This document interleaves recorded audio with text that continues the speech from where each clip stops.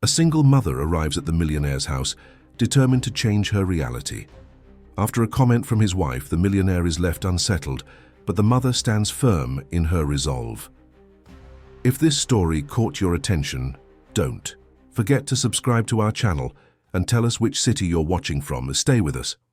The late afternoon sun cast long shadows across the bustling streets of the city as Sophia Müller hurried through the financial district, her worn-out sneakers, a stark contrast to the polished loafers and high heels that dominated the sidewalk. Her hands, calloused from years of hard work, clutched a bag containing several carefully packed containers, today's unsold lunchboxes, another day of barely breaking even. The crisp autumn air carried the scent of her homemade empanadas, a recipe passed down from her grandmother that had become Sophia's small business and lifeline. At 34, she hadn't imagined this would be her life, selling home-cooked meals on street corners and office building entrances, constantly looking over her shoulder for city inspectors who could shut down her unlicensed operation with a single citation. "Mom, can we go home now? I have homework," said 7-year-old Lucas, tugging at her jacket sleeve.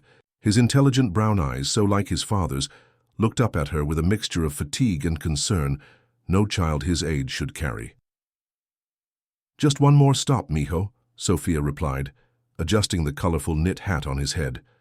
"Mr. Henderson's office might still take a few orders. Then we'll head home, I promise." Lucas nodded, his small hand gripping hers as they navigated through the crowd. Sophia's heart ached with the familiar mixture of guilt and determination. Every day was a struggle to provide for her son without sacrificing the time she should be spending with him. The balancing act was becoming increasingly difficult as bills piled up and rent increased. As they approached the imposing glass tower of Millennium Ventures, Sophia's gaze fell on a sleek black SUV pulling up to the curb. The vehicle alone probably cost more than what she'd earned in several years. The door opened, and out stepped a man whose face she'd seen countless times on business magazines and local news. Jackson Reed, founder and CEO of Millennium Ventures, one of Chicago's fastest-growing investment firms. Time seemed to slow as Sophia watched him exchange words with his driver.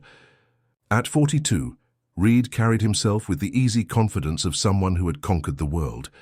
His tailored suit, expertly trimmed beard, and purposeful stride all telegraphed success and power.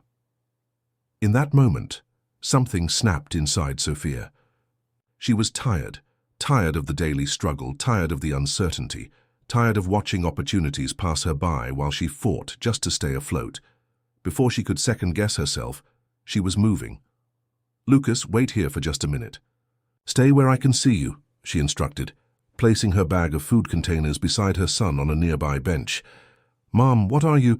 "Just 1 minute, I promise." Heart hammering in her chest, Sophia approached Jackson Reed just as he was about to enter the building. "Mr. Reed," she called, her voice steadier than she felt.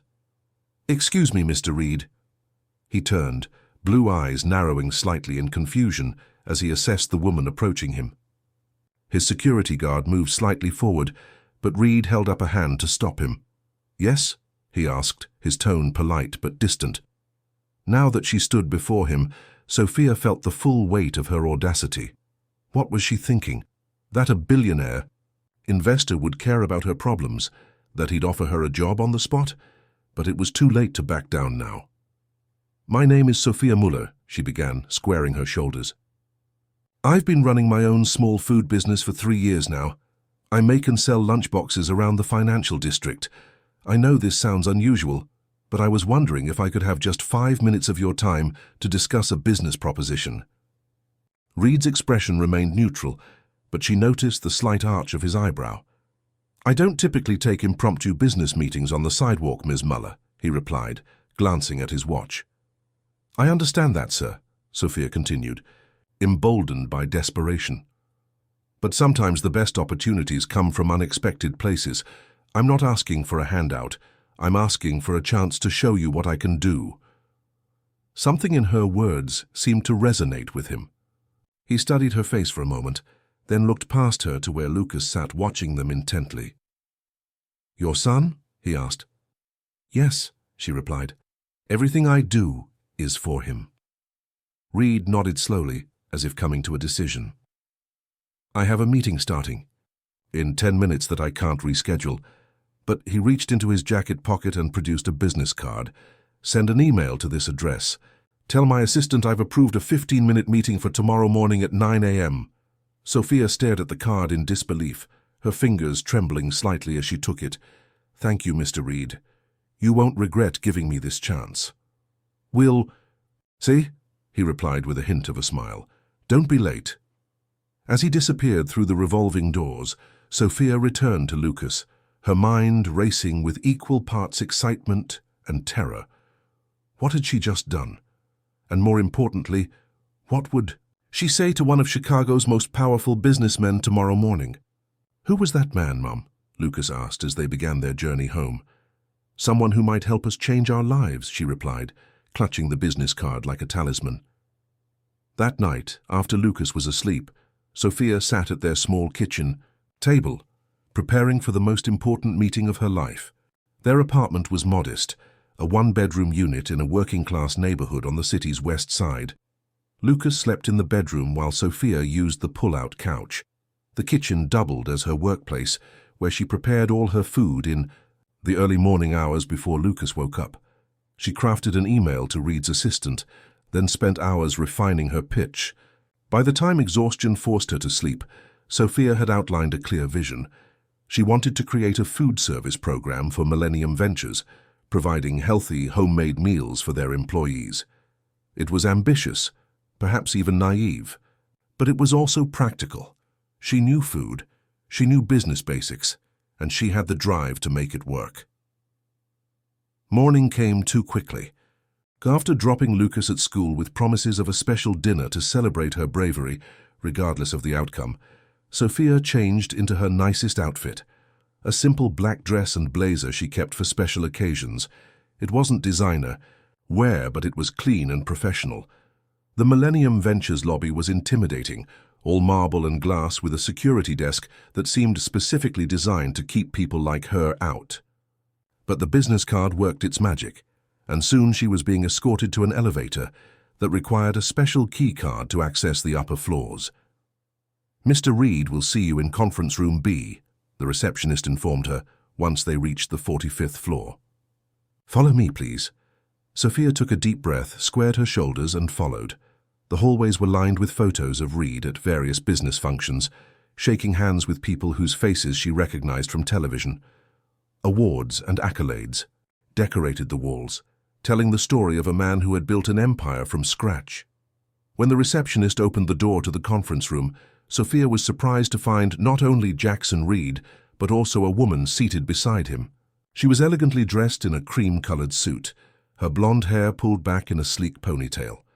Ms. Mueller, welcome, Reed said, rising from his chair. This is my wife, Eleanor Reed. She's the head of our corporate social responsibility division and insisted on joining us when I mentioned our meeting. Eleanor's smile didn't quite reach her eyes as she extended a manicured hand. It's not every day that Jackson grants meetings to people who approach him on the street. I was curious to meet the woman who made such an impression. The subtle emphasis on approach him on the street wasn't lost on Sophia. There was tension in the room, an undercurrent she couldn't quite decipher. Before she could respond, Eleanor leaned over and whispered something in her husband's ear. Whatever she said caused a brief flash of discomfort to cross Jackson's face. Despite the awkward beginning, Sophia refused to be intimidated. She'd faced worse odds before, when Lucas's father abandoned them upon learning of her pregnancy, when she lost her job during company downsizing, when she first started selling food without permits because she had no other options. This meeting, uncomfortable as it might be, was still an opportunity. Thank you both for seeing me, Sophia said, taking the seat across from them. I promise I won't waste your time. So, Ms. Mueller, Jackson Reed leaned forward, his hands clasped on the polished conference table. You have 15 minutes to convince me why I should be interested in whatever proposition you've brought today. Eleanor shifted in her seat, her posture rigid as she observed Sophia with thinly veiled skepticism. The conference room, with its floor-to-ceiling windows overlooking Chicago's skyline, seemed designed to remind visitors of their place in the world, and Sophia's was far below where she currently sat. But Sophia hadn't come this far to be intimidated by fancy views or cold stares. She opened her worn leather portfolio, a gift from her mother when she graduated high school, and pulled out several neatly prepared documents. "Mr. Reed, Mrs. Reed, thank you again for this opportunity," Sophia began, her voice steady despite her racing heart. "For the past 3 years, I've built a small but successful food business from nothing. I prepare and sell homemade meals throughout the financial district, focusing on healthy, affordable options with influences from my heritage." She slid a simple business plan across the table. "What I'm proposing is a corporate meal program for Millennium Ventures employees. Quality food made with fresh ingredients, delivered directly to your offices. I've researched your company and know you pride yourself on employee wellness and productivity. Proper nutrition is fundamental to both." Jackson picked up the document, scanning it with practiced efficiency. Eleanor, meanwhile, made no move to examine the papers. "And what makes you qualified to handle corporate catering?" Eleanor asked, her tone clipped. "Do you have any formal culinary training? Health department certifications, commercial kitchen experience?" "I don't have formal culinary credentials," Sophia admitted, refusing to flinch. "But I do have something equally valuable, real-world experience and results. My current customer base includes over 70 regular clients, many of whom work in this very building. They choose my food day after day because of its quality and value." She pulled out another document, a collection of handwritten testimonials she'd gathered from her regular customers. "As for certifications, I'm currently working with a small business development center to obtain all necessary licenses.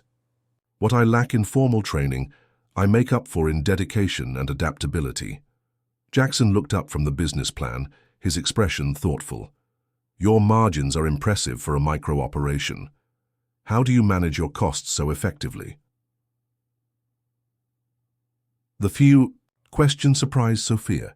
She hadn't expected him to dive so quickly into the financial details. But finance was a language she understood intimately, having stretched every dollar to its breaking point for years. "Efficiency and relationships," she replied confidently. "I've built connections with local suppliers who give me preferred pricing. I plan menus around seasonal ingredients to maximize quality while minimizing costs. And I've developed a production system that reduces waste to nearly zero." For the first time, something like respect flickered across Jackson's face. Eleanor noticed it too, her lips pressing into a thin line as she finally reached for the business plan. "And what exactly are you asking from us, Ms. Muller?" Eleanor asked. "Financial investment? A contract? Access to our employees as customers?" "Initially, just an opportunity," Sophia replied. "I'd like to provide catering for one of your upcoming events, at my cost, to demonstrate what I can offer. If you're satisfied, we could discuss a trial period for a limited meal service program. All I need is a chance to prove myself." Jackson leaned back in his chair, studying Sophia with newfound interest. "That's a modest ask compared to most pitches I hear." "I believe in earning opportunities, Mr. Reed, not just asking for them." A small smile played at the corner of his mouth. "A refreshing perspective." Eleanor cleared her throat. "While your enthusiasm is admirable, Ms. Muller, Millennium already has contracts with several established catering companies with proper facilities, insurance, and track records of handling corporate accounts." "With all due respect, Mrs. Reed," Sophia countered, "those same companies provide the same standardized offerings to every corporate client in Chicago. I'm offering something different: personalized service, adaptive menu planning based on employee feedback, and food that's actually made with care rather than mass-produced." The tension in the room thickened as Eleanor's eyes narrowed slightly. Jackson, however, seemed increasingly intrigued. He flipped through the rest of Sophia's materials, lingering on a page that detailed her personal journey. "You've been running this business while raising a child alone?" he asked, his tone softer. Sophia nodded. "My son Lucas is 7. Everything I do is with his future in mind." "And where is he while you're working?" "School during the day. After school he comes with me on my afternoon rounds. It's not ideal, but we make it work." Sophia hesitated, then added, That's part of why I'm looking to grow in a more structured way. Success for me isn't just about money, it's about creating stability for my family. Jackson turned to his wife. Eleanor, isn't this exactly the kind of initiative your department has been looking to support? Local entrepreneurship, particularly from underrepresented business owners? Eleanor's smile tightened. Of course, but we typically work with established businesses that meet certain criteria. Sometimes exceptions lead to innovations, Jackson replied, turning back to Sophia. We have a department retreat next Friday. 30 people, all-day meeting.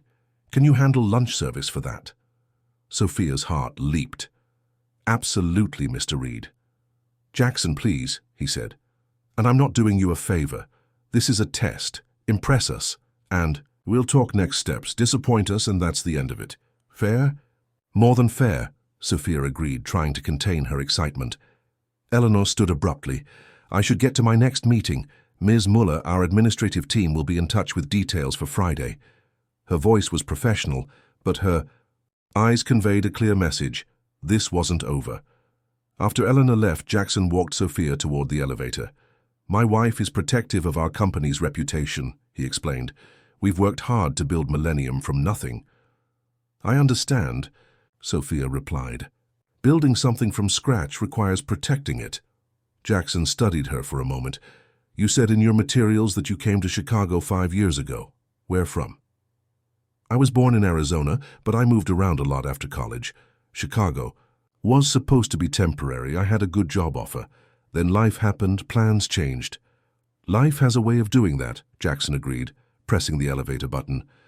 For what it's worth, I started Millennium in my apartment after being laid off during the last recession. Everyone told me it was the wrong time to start an investment firm. Sophia smiled. And yet, here you are. And yet, here I am, he echoed.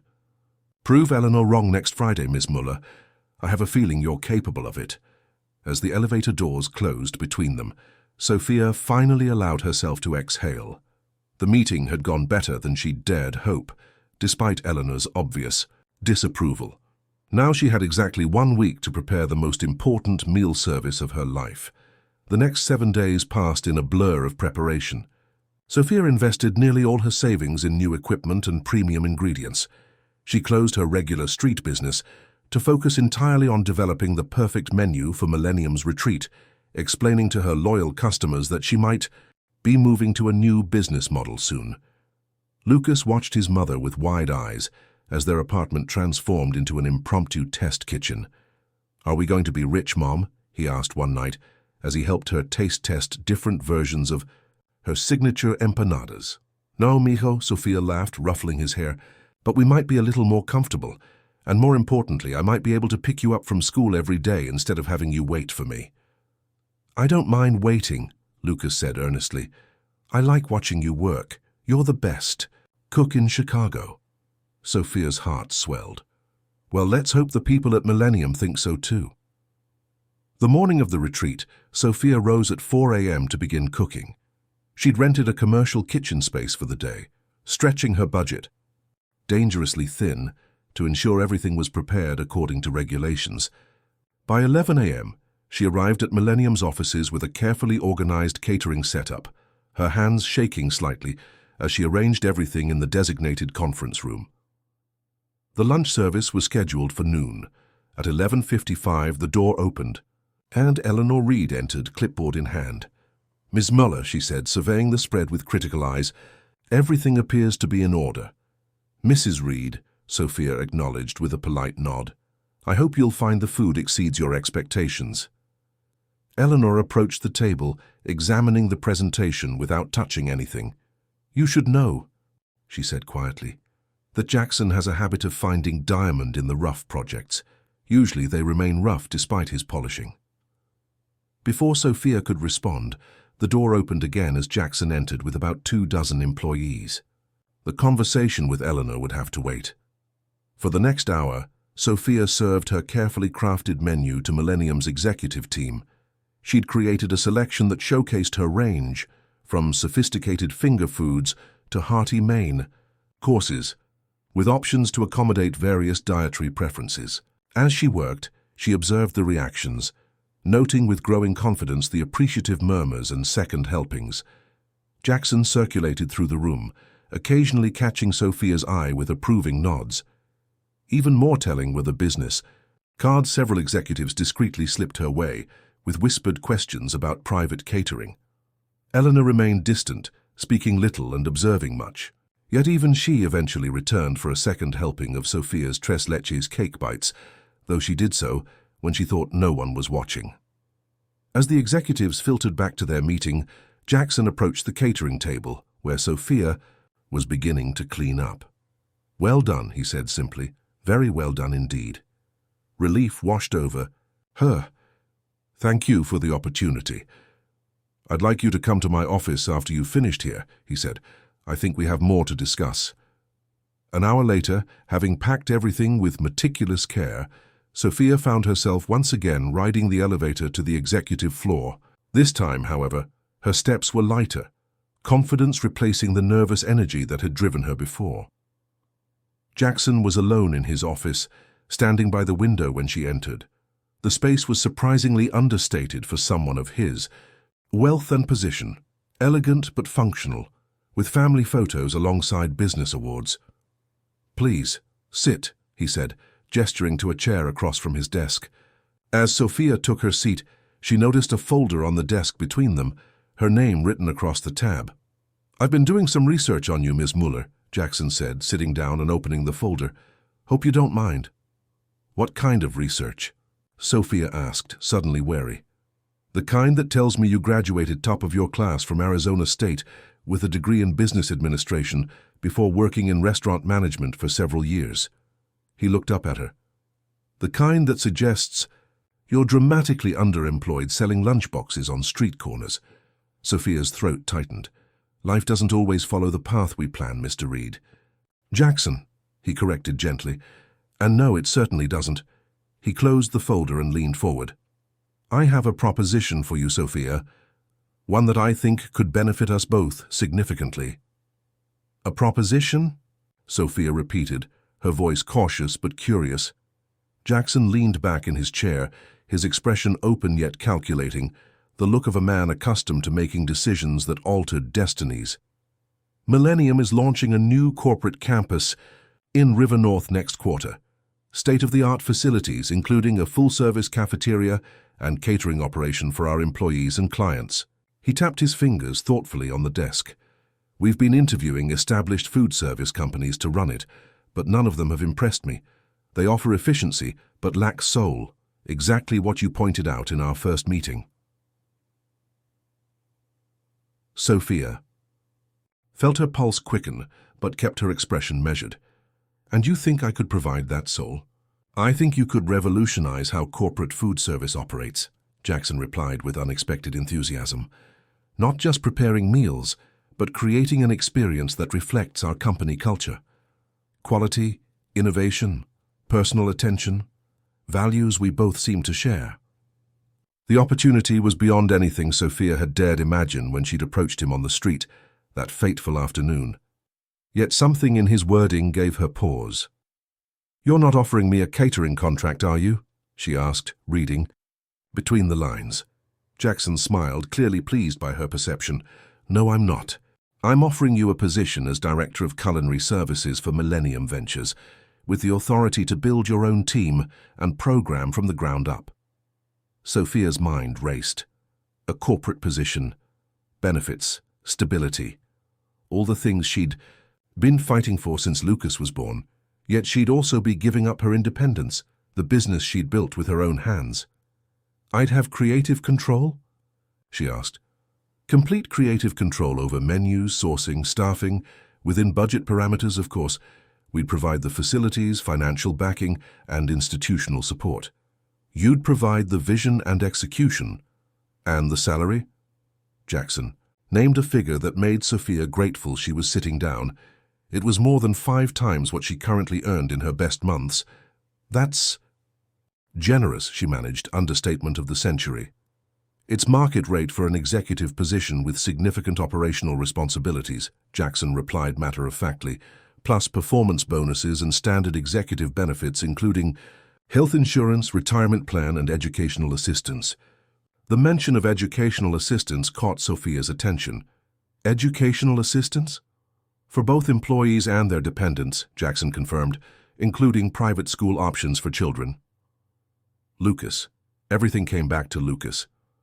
The opportunities this would create for her son were incalculable, not just financial security, but access to educational resources she could never provide on her own. I'd need to be able to maintain reasonable hours, Sophia said, already beginning to think practically. My son is your priority, Jackson finished for her. As he should be. We can structure the role to accommodate your parenting responsibilities. Millennium prides itself on work-life balance. At least, we're trying to. A shadow crossed his face momentarily. Some of us are better at it than others. Before Sophia could respond, the office door opened. Eleanor Reed entered, her expression souring slightly when she noticed Sophia was still there. Jackson, the Tokyo investors are on the line, she said, her tone professional but clipped. They've moved up the call. Thank you. I'll be right with them, Jackson replied. To Sophia, he said, think about the offer. We can discuss details tomorrow if you're interested. I am, Sophia said quickly. Definitely interested. Excellent. Eleanor will set up a time for tomorrow. He stood, extending his hand. I look forward to potentially working together, Sophia. As Sophia shook his hand, she noticed Eleanor studying their interaction with an unreadable expression. There was tension in the air that went beyond professional concerns. Mrs. Reed, Sophia acknowledged with a polite nod as she gathered her belongings. Ms. Mueller, Eleanor replied coolly. Then, surprisingly, she added, the tres leches cake was exceptional. Thank you, Sophia said, caught off guard by the unexpected compliment. I'll walk you out, Eleanor continued, opening the office door. As they moved down the hallway toward the elevator, Eleanor maintained a professional silence. It wasn't until they were alone at the elevator bank that she spoke again. May I be frank with you, Miss Mueller? Sophia nodded cautiously. Of course. Jackson sees something in you that interests him, Eleanor said, her voice low and controlled. It's not just your food or your business acumen. It's your story, your struggle, your perseverance. He has a weakness for narratives of triumph over adversity. The elevator arrived with a soft chime, but Eleanor made no move to let Sophia board. Before you accept his offer, you should understand something. Millennium isn't just a company. To us, it's our legacy. We built it from nothing during the worst financial crisis in a generation. Every person we bring into our inner circle must be absolutely committed to its success and reputation. I understand the responsibility, Sophia said carefully, and I would take it seriously. Eleanor's gaze was penetrating. Do you? Because from where I stand, you're a woman who's spent the last 3 years operating an unlicensed business, evading health inspectors and tax requirements. Not exactly the model of corporate compliance we typically seek. The accusation stung, particularly because Sophia couldn't entirely refute it. She had operated in grey areas when necessity demanded it. We all make compromises when survival is at stake, Sophia replied evenly. I've done what I needed to do for my son, but given the opportunity to operate properly with support and resources, there's no one who would be more dedicated to doing things right.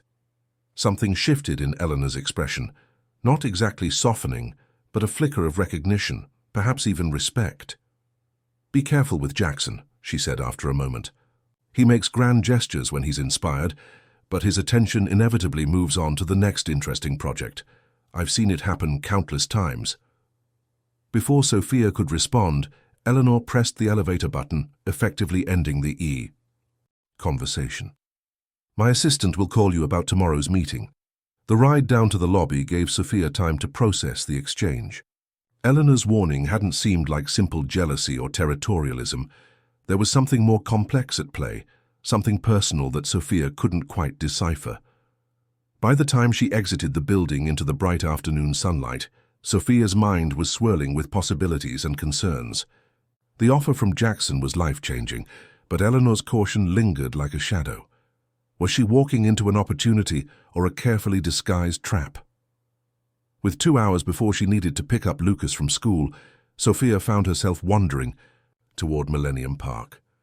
She needed space to think, to weigh options, to plan her next move carefully. The vast green expanse with its iconic cloud gate sculpture offered a momentary respite from decision-making. Sitting on a bench overlooking the park, Sophia called her closest friend, Maya Jones, who had supported her through every challenge of single motherhood. "He offered you what?" Maya exclaimed when Sophia explained the situation. "Girl, why are you even hesitating? Take the job."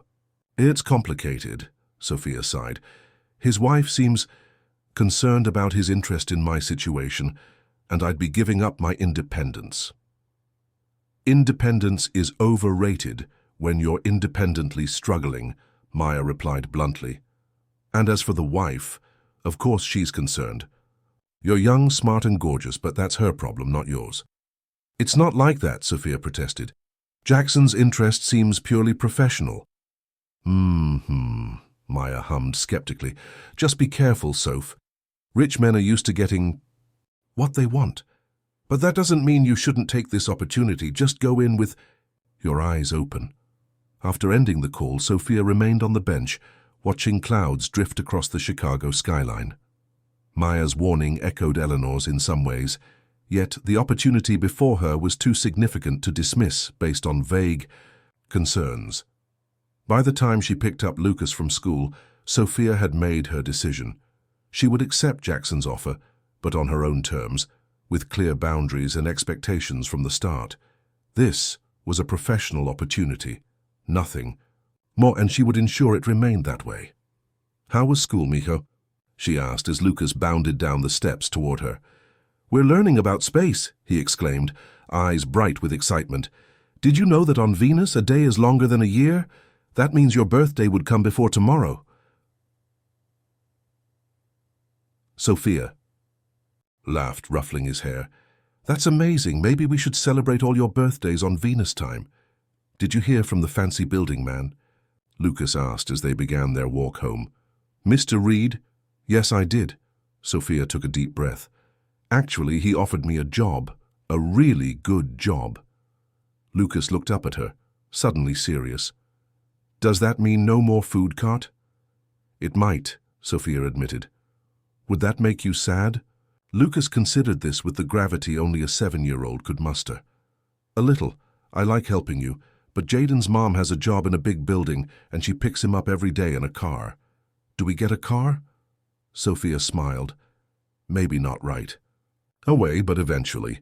And I'd be able to pick you up every day after school." "Then I think it's good," Lucas decided, his small hand firmly in hers. "You work too hard, Mom." The simple observation, delivered with a child's unfiltered honesty, cemented Sophia's decision.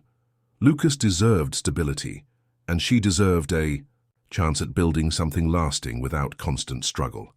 The next morning, after dropping Lucas at school, Sophia returned to Millennium Tower for her meeting with Jackson. This time she arrived with renewed confidence, dressed in her best outfit and armed with a list of questions and requirements. The receptionist guided her to a different conference room than before, a smaller, more intimate space with a view of Lake Michigan. Jackson was already there, reviewing documents at the table. "Sophia," he greeted her warmly, standing as she entered. "I hope you've had time to consider my proposal." "I have," she replied, taking the seat he offered. "And I'm interested, but I have some conditions of my own." Jackson raised an eyebrow, looking more intrigued than offended. "I'm listening." "First, flexible hours that allow me to be present for my son's school events and to pick him up by 3:30 each day. Second, I want a 6-month performance review with clear metrics for success. If I meet those metrics, I want the opportunity to discuss partnership in any expansion of the food service division, not just continued employment." Sophia took a deep breath before continuing. "And third, complete transparency. If at any point you feel I'm not meeting expectations, I want to know immediately, not when it's too late to correct course." Jackson studied her for a long moment, then broke into a genuine smile.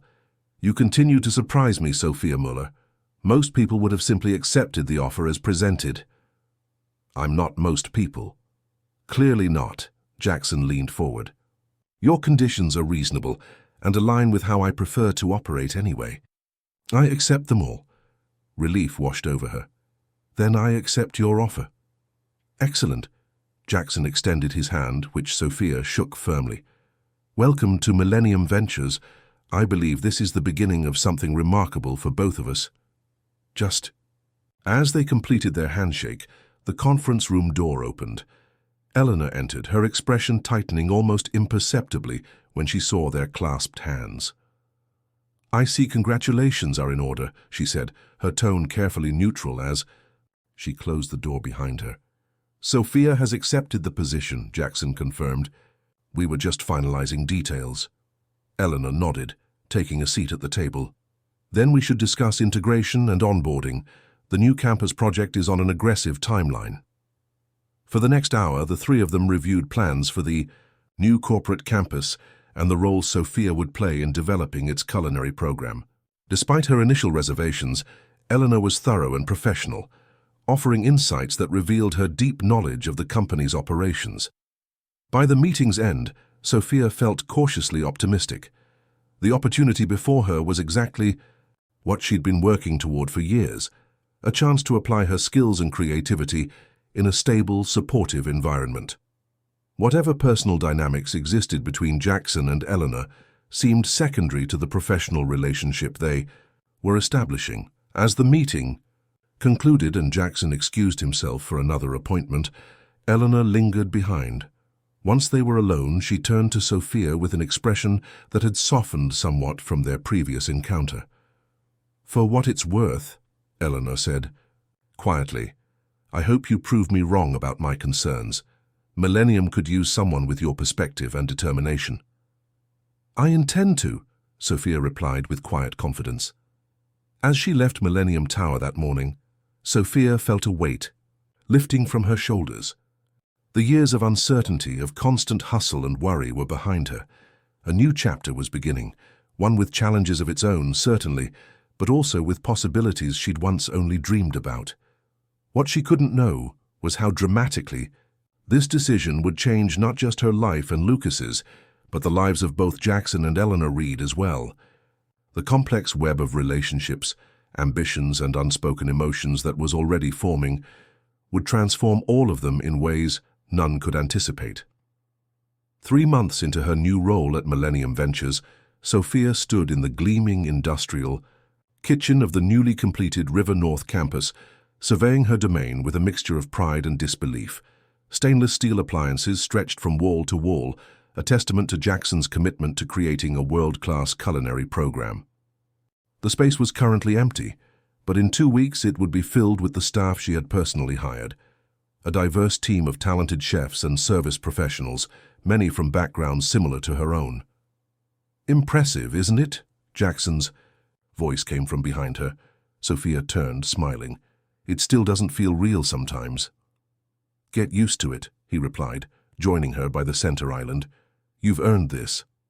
Over the past months, their professional relationship had deepened into a genuine friendship built on mutual respect. Jackson had proven to be not just a visionary leader, but also an attentive mentor, guiding Sophia through the complexities of corporate politics while valuing her fresh perspective. For her part, Sophia had exceeded all expectations, designing a culinary program that was already generating buzz in Chicago's business community before it even launched. The board was impressed with your presentation yesterday, Jackson continued, particularly the sustainability initiatives and local sourcing partnerships. They're practical decisions, not just ethical ones, Sophia replied. Building relationships with local suppliers gives us better quality and more flexibility while reducing our carbon footprint. Jackson nodded approvingly. That's what I've come to appreciate about you, Sophia. You find the intersection of idealism and practicality, something many executives never master. Their conversation was interrupted by the arrival of Eleanor, who entered the kitchen with a tablet in hand. Her relationship with Sophia had evolved into something resembling cautious respect, if not quite friendship. The initial tension had given way to a professional dynamic that was cordial, if sometimes still guarded. The media preview is confirmed for next Thursday, Eleanor announced, her gaze taking in the pristine kitchen. "We have 16 outlets attending, including Chicago Business Journal and Modern Workplace magazine." "Perfect," Jackson replied. "Sophia's team will have a chance to showcase what they've been developing." "Actually," Eleanor said, her voice taking on an unusually hesitant quality, "I wanted to discuss something about the media coverage with both of you." She placed her tablet on the counter. "I think we should feature Sophia's personal journey as part of our narrative. The single mother who went from selling homemade lunches on street corners to directing a corporate culinary program. It's compelling and aligns with our community impact messaging." Sophia blinked in surprise. Her story had been the last thing she'd expected Eleanor to suggest. "Are you sure that's the angle you want to take?" "It's authentic," Eleanor said with unexpected conviction. "And authenticity resonates, especially in business contexts that are often perceived as soulless." She glanced at Jackson, then back to Sophia. "Of course, it's entirely your decision how much of your personal story to share." "I appreciate the consideration," Sophia said carefully. "I'd need to think about how it might affect Lucas." "Of course," Eleanor nodded. "Let me know by tomorrow if possible." After discussing a few more logistics for the upcoming launch, Eleanor excused herself, leaving Sophia and Jackson alone again in the expansive kitchen. "That was unexpected," Sophia commented once Eleanor was out of earshot. Jackson leaned against the counter, a thoughtful expression on his face. "Eleanor's been doing some reflection lately. I think she sees something of herself in you, though she might not admit it openly." "In me?" Sophia couldn't hide her skepticism. Eleanor Reed, with her perfect poise and privileged background, seemed worlds apart from Sophia's experience. "You'd be surprised," Jackson said quietly. "Eleanor didn't grow up with wealth. Her father lost everything when she was in high school, and she worked multiple jobs to put herself through college. The polished exterior you see was carefully constructed over years." The revelation shifted something in Sophia's understanding of the woman who had initially seemed so intimidating. She never mentioned any of that. She rarely does. Success can become its own kind of prison sometimes. People expect you to have always been who you are now. Jackson's gaze grew distant. "We've both been guilty of forgetting where we came from." There was something in his tone, a melancholy that Sophia had glimpsed occasionally beneath his confident exterior. Before she could respond, her phone chimed with a text message. "Lucas's after-school program," she explained after checking the screen. "I should head out." "Of course," Jackson nodded. "We'll continue this conversation tomorrow." That evening, in their new apartment, a spacious two-bedroom in a safe neighborhood with good schools, Sophia watched Lucas work on his science project at the dining table. The change in their circumstances over the past months was reflected in everything around them. The comfortable furniture, the well-stocked refrigerator, the absence of worry lines that had once been a permanent fixture on Sophia's face. "Mom," Lucas said, looking up from his model of the solar system, "Jennifer asked if I could come to her birthday party at the aquarium next weekend." "Jennifer?" Sophia raised an eyebrow. "Is she a new friend?" Lucas nodded. "She sits next to me in math. She's really smart and has a dog named Captain." "Well, that sounds like excellent friend criteria," Sophia smiled. "I'll check my calendar, but I think we can make it work." Later, after Lucas was in bed, Sophia sat on her small balcony overlooking the city lights, contemplating Eleanor's suggestion about sharing her story. There was something liberating in the idea of being fully seen, not hiding the struggles that had shaped her, but acknowledging them as part of her strength. Her phone buzzed with an incoming email. It was from Jackson, sent just minutes ago. "Sophia.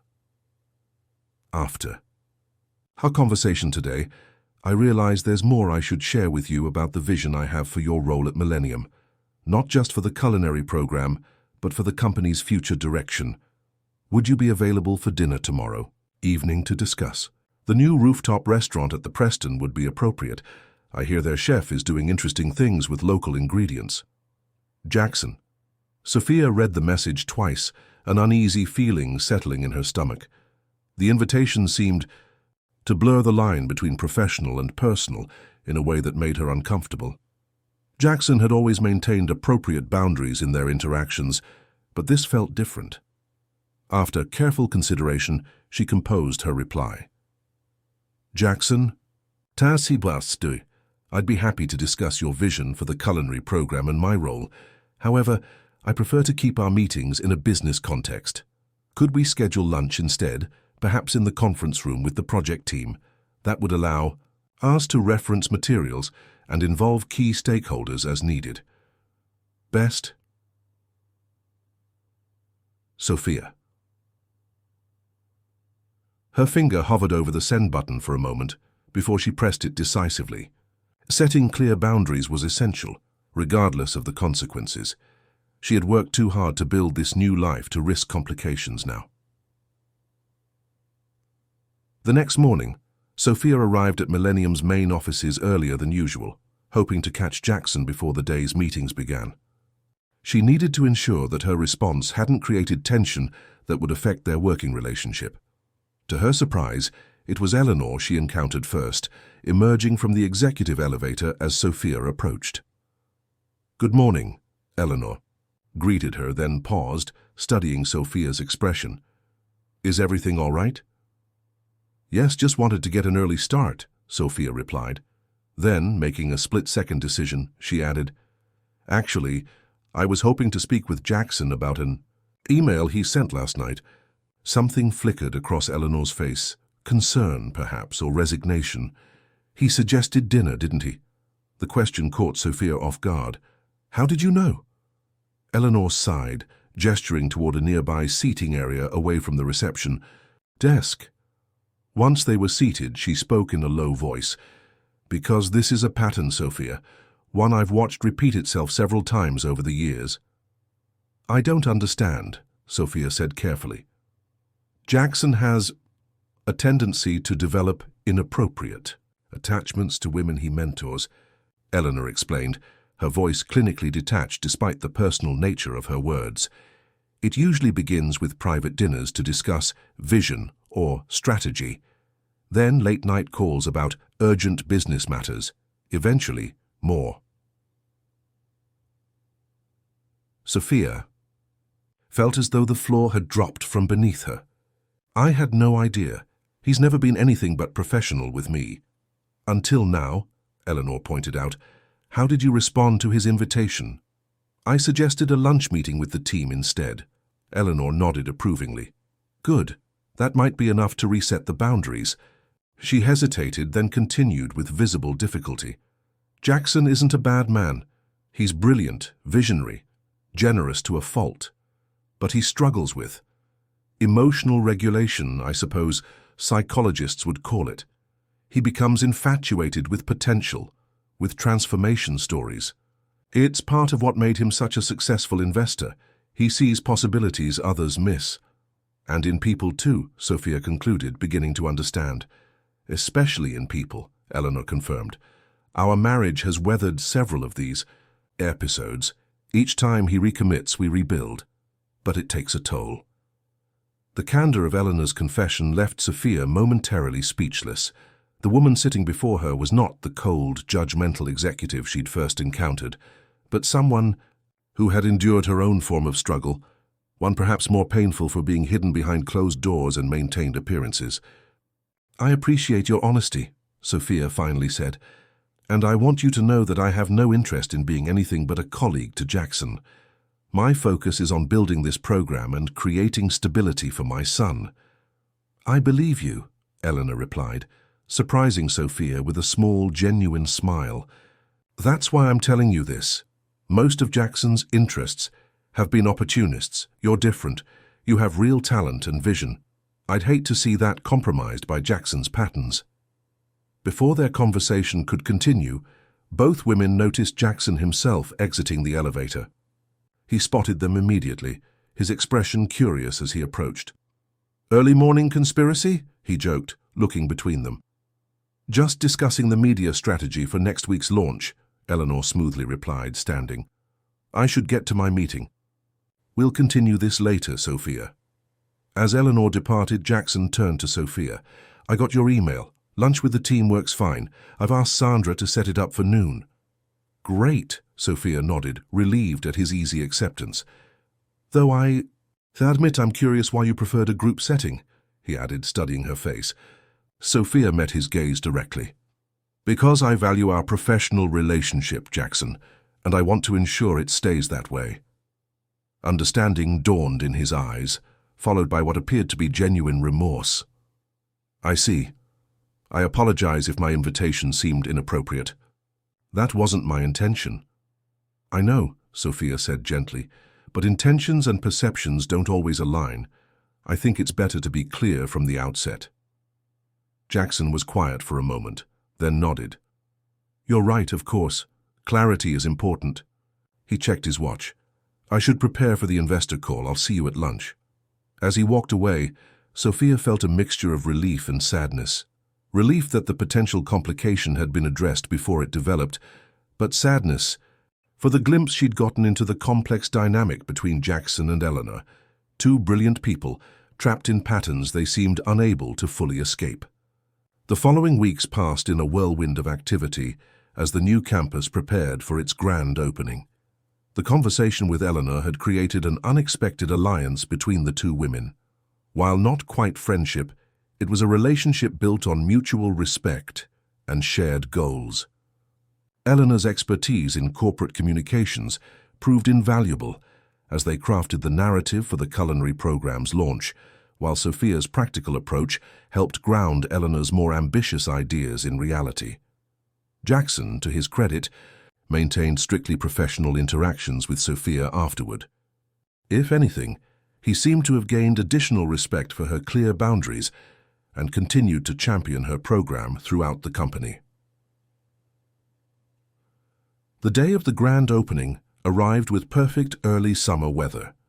Journalists, business partners, and Millennium employees gathered at the new campus, where the culinary program was the centerpiece of the celebration. Sophia's team executed flawlessly, presenting a menu that showcased their commitment to local ingredients and diverse culinary traditions. As Sophia circulated through the crowd, accepting congratulations and answering questions, she caught sight of Lucas, who had been allowed to miss school for this special occasion. He was chatting animatedly with Eleanor, who had taken a surprising interest in the boy over recent weeks. He's like you, Eleanor had told Sophia after their first real conversation, perceptive beyond his years.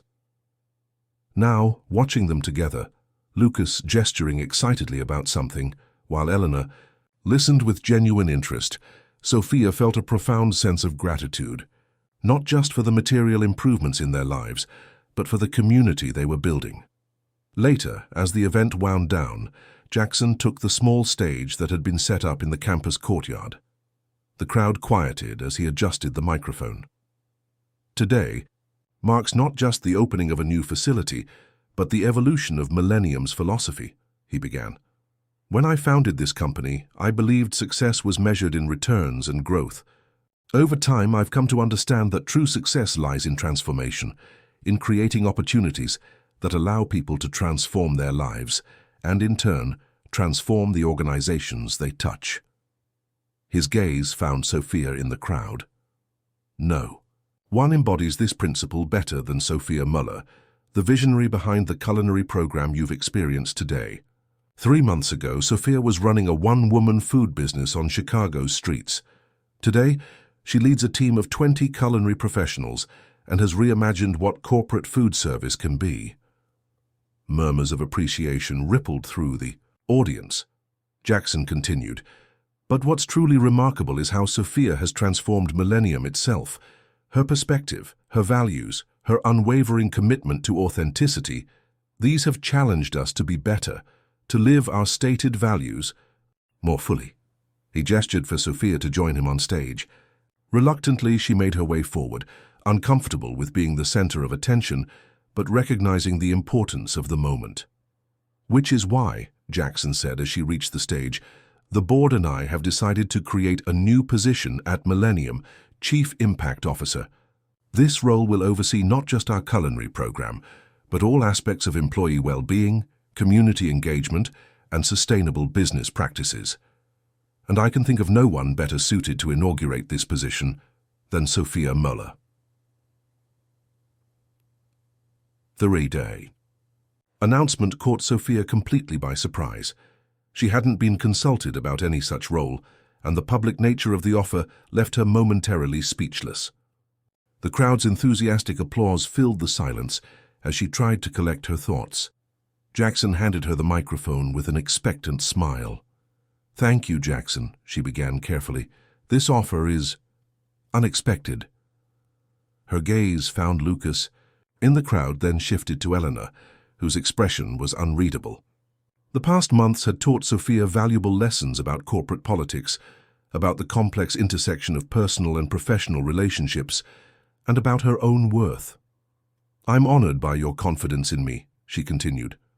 "The journey, from selling marmitas on street corners to standing here today, has been remarkable, and I'm grateful for the opportunity Millennium has provided."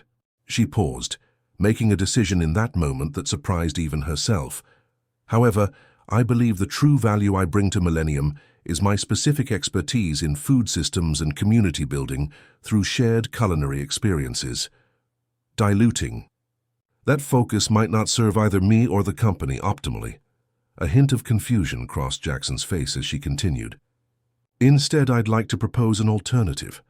Rather than expanding my role beyond my core expertise, I believe Millennium would be better served by elevating our existing culinary program into a standalone subsidiary, one that could potentially serve other corporate clients beyond Millennium itself." Whispers spread through the audience as Sophia articulated the vision that had been forming in her mind for weeks.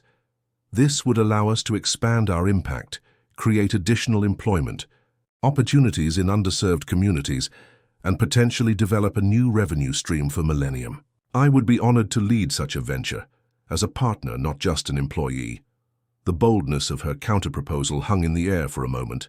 Then, surprisingly, Jackson began to laugh, not mockingly, but with genuine delight. "This," he said, taking back the microphone, "is exactly why Sophia belongs in leadership. She just negotiated a better deal in public without missing a beat." He turned to her with newfound respect in his eyes. "I think your proposal has merit, Sophia. Let's discuss the details next week." As the event concluded and guests began to depart, Eleanor approached Sophia, who was gathering Lucas's things. "That was quite a move," Eleanor remarked, a hint of admiration in her voice. "Too bold?" Sophia asked. "Not at all," Eleanor replied. "It was exactly right." She hesitated, then added, "Jackson respects strength. He always has. What he proposed would have sidelined you into a symbolic role. What you proposed puts you on a path to real partnership." Sophia studied the woman who had once seemed so opposed to her presence. "Thank you for your guidance these past weeks. It's made a difference." "We women in business need to support each other," Eleanor said simply. Then, with uncharacteristic vulnerability, she added, "And I've learned as much from you as you have from me. Watching you prioritize your son while building your career, it's reminded me of priorities I've let slip." Before Sophia could respond, Lucas bounded up to them. "Mum, Mr. Reed said maybe I could help design the kids' menu for the new company. Can I?" "We'll see, mijo," Sophia laughed, ruffling his hair. "There's a lot to figure out first." As they walked toward the exit together, Sophia, Lucas, and Eleanor, Sophia reflected on the unexpected journey of the past months. She had sought merely an opportunity, a chance to provide stability for her son. What she'd found instead was a path to transformation, not just for herself and Lucas, but for the Reeds, and potentially for Millennium itself. Outside, the Chicago skyline glittered in the early evening light. The same buildings that had once loomed over Sophia as she sold her homemade lunches on street corners now seemed like a backdrop to possibilities she was only beginning to imagine. "Are you happy, Mom?" Lucas asked suddenly, his small hand warm in hers. Sophia looked down at her son, then at the woman walking beside them, a woman who had moved from adversary to ally through honest confrontation and mutual respect.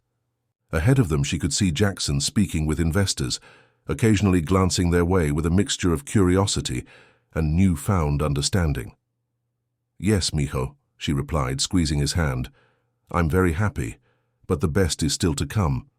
And as they stepped into the waiting car that would take them home, a home secure with opportunity and possibility, Sophia knew that the real transformation wasn't found in titles or salaries or even partnerships. It was in the confidence that now flowed through her veins, the certainty that she belonged at any table where decisions were made. She had arrived at Jackson Reed's door seeking merely a chance. She was leaving with much more, a voice that would be heard, a future she could shape, and the power to hold firm to her own values, even as she helped others rediscover theirs. Dear listeners, we hope Sophia's journey from street vendor to business leader has inspired you. To continue experiencing emotional stories like this one, we've prepared a special playlist with equally captivating narratives. Find it by clicking to your left. If this story resonated with you, please subscribe to our channel and give the video a thumbs up. Every day we bring unique stories that explore life's complexities and transformative moments. Don't miss our upcoming content. We look forward to reading your thoughts in the comments.